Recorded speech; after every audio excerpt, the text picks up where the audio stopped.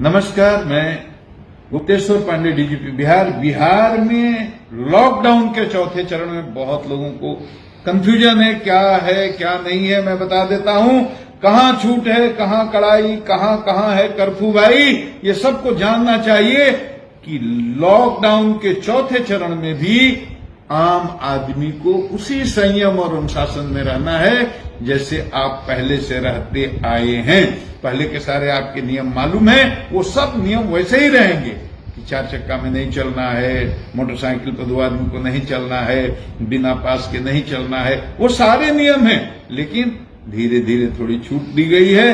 अब बहुत सारी दुकानें खुल जाएंगी, कपड़े की दुकान, ड्राई क्लीनिंग की दुकान, फर्नीचर की दुकान, बर्तन की दुकान, साइकिल की दुकान, स्पोर्ट्स की दुकान, उसी तरह से किताबों की दुकान, चश्मा की दुकान, स्टेशनरी की दुकान, इलेक्ट्रॉनिक्स की दुकान, इलेक्ट्रिक की दुकान, राशन की दुकान, दवा की दुकान, बहुत सारी दुकानें इसमें से पहले भी खुली हुई है। जिला प्रशासन तय कर लेगा कहां किस तरह की दुकान की किस इलाके में कितने देर तक क्या खुलने की जरूरत है, और जिला प्रशासन अपने हिसाब से इन दुकानों खुलेगा।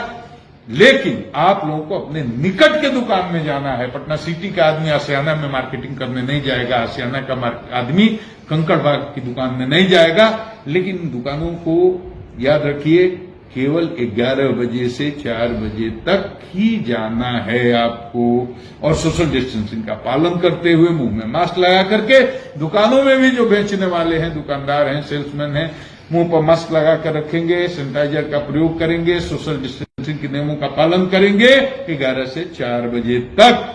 लेकिन ये बड़े बड़े जो शॉपिंग कॉम्प्लेक्स हैं, मॉल्स हैं, वो नहीं खुल रहे हैं, सिनेमा हॉल नहीं खुल रहे हैं, होटल नहीं खुल रहे हैं, रेस्टोरेंट नहीं खुल रहे हैं, जिम्स नहीं खुल रहे हैं, स्विमिंग पूल नहीं खुलना है, इंटरटेनमेंट पार्क नहीं खुलना है, किसी प्रकार के शैक्षणिक संस्थान, धार्मिक स्थान, ये सब नहीं खुलने हैं। किसी तरह का धार्मिक, राजनैतिक, सामाजिक, सांस्कृतिक या किसी तरह का कोई कार्यक्रम, सामूहिक अनुष्ठान नहीं होगा। मंदिरों में पब्लिक के लिए नहीं खुलेंगे, मस्जिदें पब्लिक के लिए नहीं खुलेगी, तवारी की नमाज भी अपने घर में अदा करनी होगी। मेरे भाई, दुख का विषय है, लेकिन सच यही है कि कोई भी सामूहिक इबादत का कार्यक्रम नहीं होगा, नहीं मंदिर, नहीं मस्जिद में। इसी तरह से परिवहन के बारे में, ऑटो चलेगा कि नहीं, रिक्शा चलेगा कि नहीं, इसके बारे में, बस चलेगी कि नहीं, बहुत लोगों को कंफ्यूजन है। परिवहन विभाग अलग से आदेश निकाल रहा है, आप सबको पता चल जाएगा। फिलहाल व्यवस्था ये है कि ट्रेन से जो स्पेशल यात्री आ रहे हैं, स्पेशल ट्रेन से जो यात्री आ रहे हैं, वो अपने आवागमन के लिए ओला को, उबर को, किसी टैक्सी को स्टेशन से घर तक जाने के लिए उपयोग कर सकते हैं। टैक्सी में 2 से अधिक आदमी नहीं बैठेंगे। बाकी विस्तृत आदेश निकलने वाला है, उसकी आप प्रतीक्षा कर लें। और ऑफिस सारे खुल गए हैं, सरकारी भी, प्राइवेट भी। लेकिन सरकारी दफ्तर में डिप्टी सेक्रेटरी से ऊपर के सारे अधिकारी आएंगे, उसके नीचे के केवल 33% रोटेशन पर। प्राइवेट जो कंपनीज हैं, प्राइवेट संस्थान हैं, उनके दफ्तरों में तो सिर्फ 33% ही लोग आएंगे, वो भी रोटेशन पर। इस बात को ध्यान रखना। सभी प्रखंड मुख्यालय को रेड जोन बनाया गया है, तो रेड जोन में कोई दुकान नहीं खुलेगी जी।